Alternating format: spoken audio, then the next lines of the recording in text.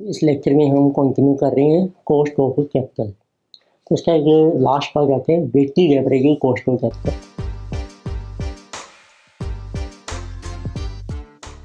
तो लेते जी get one, इसको हम शो करके हैं WACC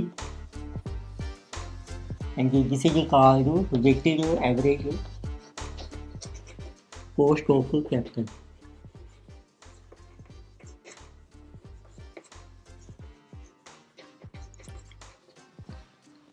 जैसे हमने देखा डिफरेंट सोर्सेज हैं कैपिटल के, debenture, preference, equity, retained earnings. अब हमने उन सब की ओवरऑल कॉस्ट कैलकुलेट करनी है, तो उसको हम कहते हैं weighted average cost of capital. तो उसको हम डिनोट करते हैं वैसे KO से। तो देखो इसका आपने पहले एक टेबल ड्रॉ करना है।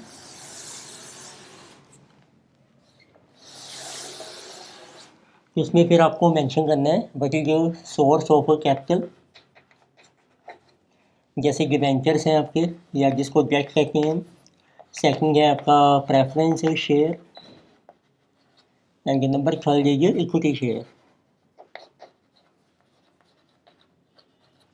एंड जो फोर्थ है रिटेन अर्निंग्स।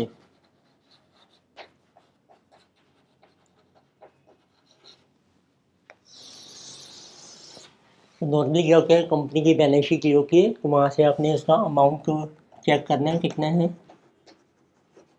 रुपीज़ में। तो किसी का जो बुक वैल्यू, तो जो बैलेंस शीट में वैल्यू होती है ना, उसको बुक वैल्यू भी कहते हैं। फॉर एग्जांपल रुपीज़ लैक्स में चल रहे हैं आपके, रुपीज़ आ रहे हैं ना लैक्स।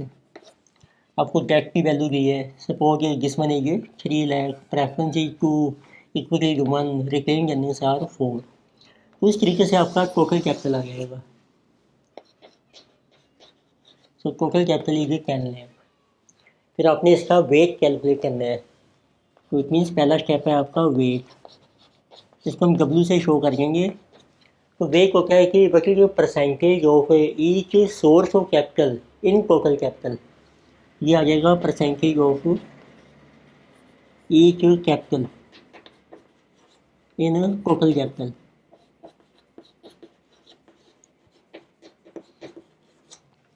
तो सिंपल है, तो आप यहाँ पे जैसे वेट कैलकुलेट कर रहे हैं, आप मेंशन कर सकते हैं 3/10 कर दो, 0.3 मीन्स 30%, 0.2, 0.1, 0.4। तो इस तरीके से जो टोटल वेट बनेगा ये आपका 1 आ जाएगा। तो अब आपने इसकी कॉस्ट कैलकुलेट करनी है हर एक की, कि ये परसेंटेज में आ जाएगी। तो वही फार्मूले जो हमने किए हैं। ओके, कॉस्ट ऑफ डेट कितनी है, सपोज जैसे 9% है, कॉस्ट ऑफ प्रेफरेंस है 12, इक्विटी की कॉस्ट है 15 और कॉस्ट ऑफ रिटेन अर्निंग्स है सपोज के लीजिए 14%। तो फिर आप कैलकुलेट कर लीजिए weighted average cost of capital. इसको हम KO से शो करके हैं, या KW भी कहते हैं। W means weighted, O means overall cost of capital. Formula क्या है, K को W से मल्टीप्लाई कर दो, K इंटू W, इसका कर लीजिए समेशन। तो ये आपकी ओवरऑल कॉस्ट ऑफ कैपिटल आ जाएगी। तो दिस इज क्वाइट सिंपल। तो जैसे इसमें आप एक कॉलम बना सकते हैं K इंटू W। तो 9 इंटू 0.3 2.7, 12 इंटू 0.2 2.4, 15 इंटू 0.1 14 इंटू 0.4 5.6। इसका टोटल कर लीजिए। सो this will B overall KO।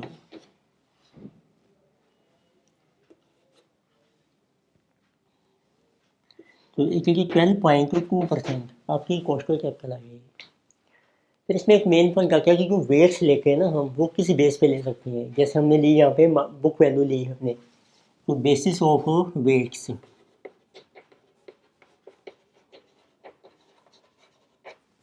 तो उसकी दो बेसिस चलते हैं वैसे। फर्स्ट प्रेफरेंस हमारी होती है मार्केट वैल्यू।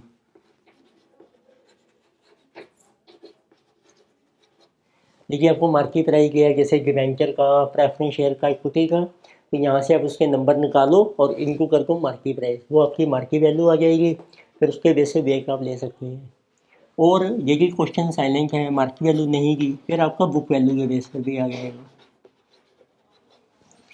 तो जब हम मार्केट वैल्यू लेते हैं उसमें एक पॉइंट होता है मेन, कि जो इक्विटी की मार्केट वैल्यू होती है ना, जब आप नंबर ऑफ शेयर को मल्टीप्लाई करके मार्केट प्राइस ऑफ शेयर से मार्केट वैल्यू ऑफ इक्विटी,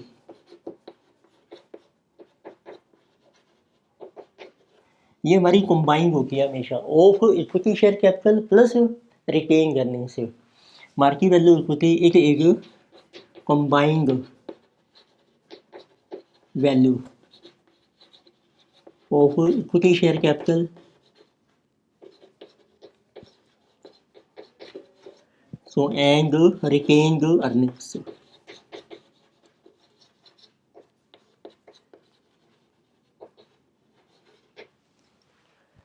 तो बस आपने क्या करना है, फिर आपने जो टोटल वैल्यू आएगी मार्केट वैल्यू की, जो कंबाइंड वैल्यू आएगी आपकी, अब ये देखो कॉस्ट ऑफ इक्विटी और कॉस्ट ऑफ रिटेन अर्निंग आपकी डिफरेंट है, फिर इसको डिवाइड कर दो, इसको पोर्शन कर दो, it will be A portion in ratio of book value. तो इसको पोर्शन कर दो आप इक्विटी में और रिटेन अर्निंग में इस रेशो में, जैसे इस एग्जाम्पल में बुक वैल्यू है 1:4 में, वो उसकी मार्केट वैल्यू बन जाएगी इक्विटी की और रिटेन अर्निंग की। फार्मूला यही चलेगा, आपकी कॉस्ट ऑफ कैपिटल आ जाएगी।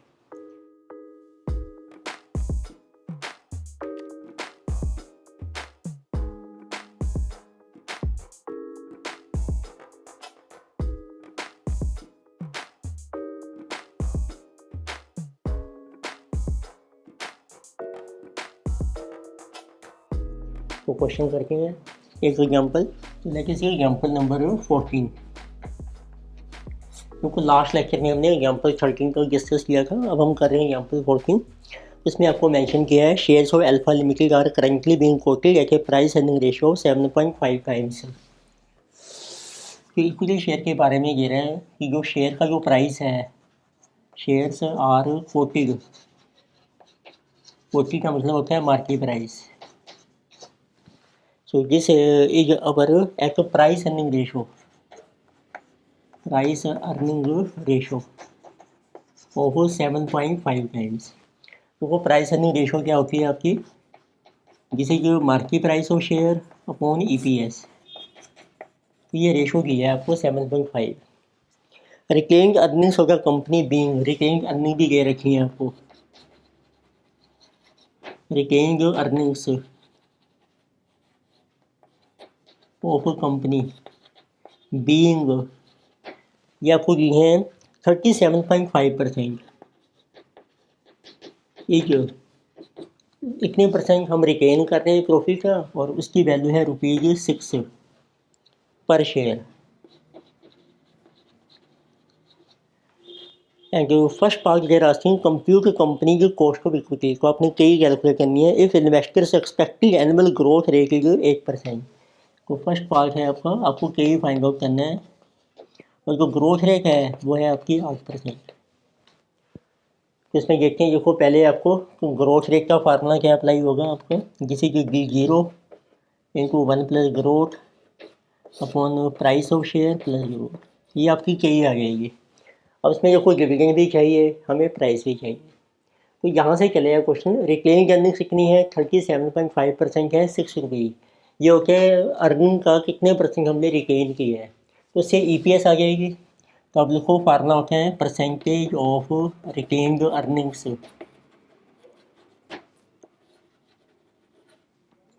That is equal to what is retained earning divided by EPS into 100। ये परसेंटेज आपको दी है 37.5%। तो रिटेन्ड अर्निंग है आपकी RE, ये आपको दी है ₹6। तो EPS हमें नहीं पता है, इनको कर दो 100, तो इससे EPS आ जाएगी आपकी, इसे 6/37.5%, राइट। क्रॉस मल्टीप्लाई किया, EPS इधर चला गया, ये नीचे आ जाएगा 6/10। तो 6 को आप डिवाइड कीजिए 37.5%, जिसे का मीन 16। अब इसका डाटा बनाते हैं। तो इतनी देखो EPS है हमारी 16, उसमें से हमने रिटेन कर लिया है, रिटेन अर्निंग्स वो है 6, तो बैलेंस आ जाएगा आपका डिविडेंड पर शेयर, जिसे कि ₹10। फिर आपको दी थी प्राइस अर्निंग रेशो, ये होता है आपका formula market price of share upon EPS, जिस इज 7.5। अब EPS आ गया आपका 16, इससे मार्केट प्राइस आ जाएगा शेयर का, मार्केट प्राइस ऑफ शेयर जिसको हम P कहते हैं। तो 16 इंटू 7.5, किसी कमिंग 120। मार्केट प्राइस आ गया है, डिविडेंड आ गया है, ग्रोथ आपको दे रखी है, इसमें पुट कर रखे हैं तो आपकी कई आ जाएगी।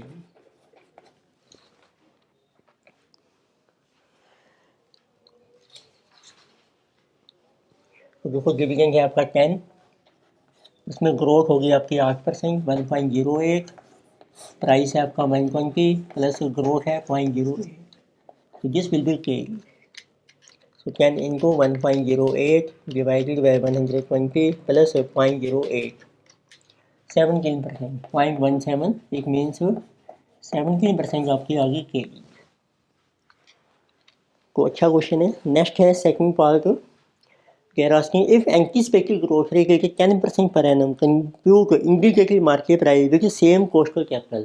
अब कई को सेम रखनी है, ग्रोथ चेंज करके इन्होंने, तो किसी अगर first part second part they are saying if growth rate is अगर 10% एंड जो कई आपकी सेम है जो आपने कैलकुलेट की है 17%, तो what will be market price of share. अब आपको शेयर का प्राइस डिटरमिन करना है, इसमें पुट कर रखे हैं इसको, के होगी आपकी 17%,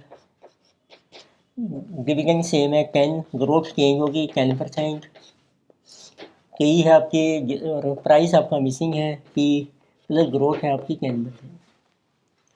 सो this will go here, so this will be 0.07 is equal to 11/P, तो इससे आपका प्राइस आ जाएगा शेयर का 11/0.07। So this will be our expected price of share. So 11 divided by 0.07. So 157.143.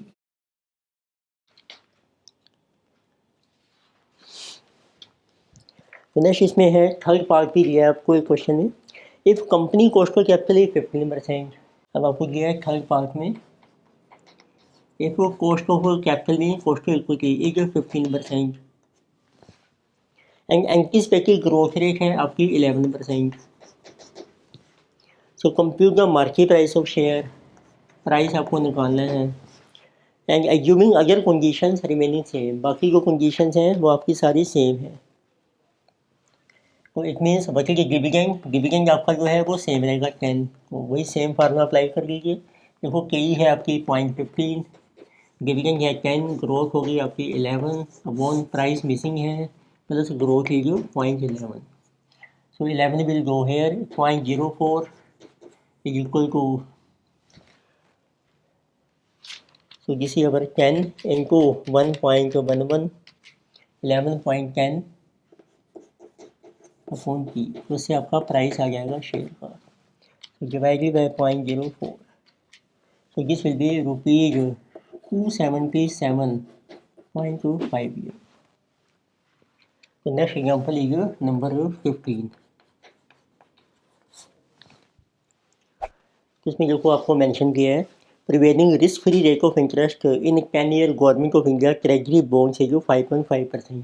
तो एक आपको रिस्क फ्री रिटर्न दी है RF 5.5% का एवरेज रिस्क प्रीमियम है, रिस्क प्रीमियम दे रखे हैं हमें, तो रिस्क प्रीमियम क्या होता है आपका, रिस्क प्रीमियम होता है RM माइनस RF, ये पहले ही आपको कैलकुलेट करके लिया है 8%। फिर आपको दिया है बीटा ऑफ कंपनी के 1.1875।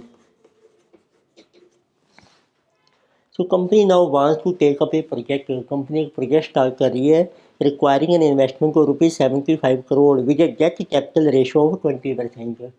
तो कंपनी ने एक नया प्रोजेक्ट स्टार्ट किया है, उसमें आपको कैपिटल चाहिए उस प्रोजेक्ट के लिए, जिसे ये ₹75 करोड़ में दिया है आपको,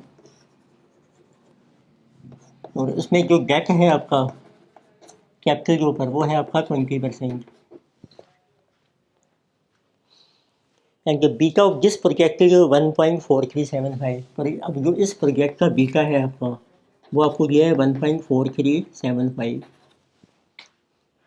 So debt can be raised at an interest rate of 9.5% up to first 10 crore. तो अब देखो टोटल डेट कितना चाहिए 20% ऑफ 75 15। पर इस डेट में जो इसका फर्स्ट अमाउंट है फर्स्ट 10 करोड़, इसकी जो कॉस्ट है वो है, उसका रेट ऑफ इंटरेस्ट है 9.5%। सो एंड एग्री को 10% for the rest of amount. इससे अबव जो अमाउंट है आपका नेक्स्ट, जैसे अब आपको 15 करोड़ चाहिए तो 5 करोड़ की जो कॉस्ट पड़ेगी आपको इंटरेस्ट की वो है 10%। तो find out the marginal cost of capital if tax rate is 35%। Tax rate आपको दिया है, तो they are saying what is marginal cost of capital, ये आपको निकालनी है। मार्जिनल कॉस्ट होती है जो हम एडिशनल फंड से रेज कर रहे हैं इस प्रोजेक्ट के लिए, उसकी कॉस्ट आपको डिटरमिन करनी है। तो देखो पहले एक टेबल बनाते हैं, उसमें आपको मेंशन करना है अब आपके सोर्सेज क्या हैं कैपिटल के। अब आपका जो डेट है ना वो 2 तरह का है, तो एक आप लिखिए 9.5% डेट है और एक है आपका 10% डेट। उसका अमाउंट लिखते हैं रुपीज़ इन करोड़ में, जिसे 10 करोड़ एंड जिसे 5। बैलेंस आपकी इक्विटी आ जाएगी। तो डेट का 20%, बाकी बची 80% इक्विटी, जिसे कि 60। तो इस तरीके से ये आपका टोटल अमाउंट आ जाएगा, जिसे 75। तो इसका आप वेट भी निकाल सकते हैं। तो जिसे 10/75, जिसे 0.133, then 5/75, जिसे 0.0667, 60/75, जिसे 0.80। अब आपको के निकालना है सभी का। देखो पहले निकाल लेते हैं, चलो के ई आर एफ लिया, बीटा ये पुराना था, अब नए प्रोजेक्ट का बीटा लेना है आपने, तो आपकी के ई आ जाएगी। तो बट बी अवर के ई फार्मूला है आर एफ 5.5%, बीटा लेंगे 1.4375 और रिस्क प्रीमियम है आपका 8। सो 1.4375 इंटू 8 प्लस 5.25, जिसे कमिंग 17%। अब कॉस्ट टू डेट निकालो आप। पहले वाले की है 9.5, तो कोई इशू प्राइस नहीं किया, 100 माना जाएगा, लाइफ भी नहीं की, परपेचुअल है, बस इसको बना लो आफ्टर टैक्स। 35% टैक्स रेट है हमारा, जिसे 9.5 इंटू 0.65, 6.175। और जो दूसरा टैक्स है 10%, उसकी भी कॉस्ट आ गई 10 इंटू 1 माइनस 0.35, ये आ जाएगी आपकी 6.5%। तो पुट कर रखें, पहले वाले गेट की कॉस्ट है 6.175, दूसरे की है 6.5, इक्विटी की कॉस्ट है 70, यानी मल्टीप्लाई दीजिए के इंटू डब्ल्यू। तो 6.175 इंटू 0.1333, तो जिसे कमिंग 0.82313, then 0.0667 into 6.5, इसी 0.43355, then 0.8 into 17, 13.6। इसका जो टोटल करोगे वो आपकी ओवरऑल कॉस्ट ऑफ कैपिटल आ जाएगी, जिसे 14.86%, ये जो ओवरऑल कॉस्ट ऑफ कैपिटल। तो सिंपल क्वेश्चन था इसमें, के हमारा कैपिटल मॉडल लग रहा था और डेट हमें 2 तरीके से किया था, अमाउंट के बेस पे, उसके बेस पर आपकी कॉस्ट आ गई। तो इसमें हमने डिस्कस किया था ओवरऑल कॉस्ट ऑफ कैपिटल आपकी कैसे डिटरमिन होगी, उसके वेट्स कैसे डिटरमिन होंगे, तो एक दो हमने एग्जांपल किया है। तो नेक्स्ट लेक्चर में हम कंटिन्यू करेंगे और examples on cost of capital. तो वीडियो आपको पसंद आई है तो आप लाइक कीजिए, अपने फ्रेंड्स को रिकमेंड कीजिए, सब्सक्राइब कीजिए। पीडीएफ आपके पास अवेलेबल है डिस्क्रिप्शन में, वो आप डाउनलोड कर सकते हैं। Thank you.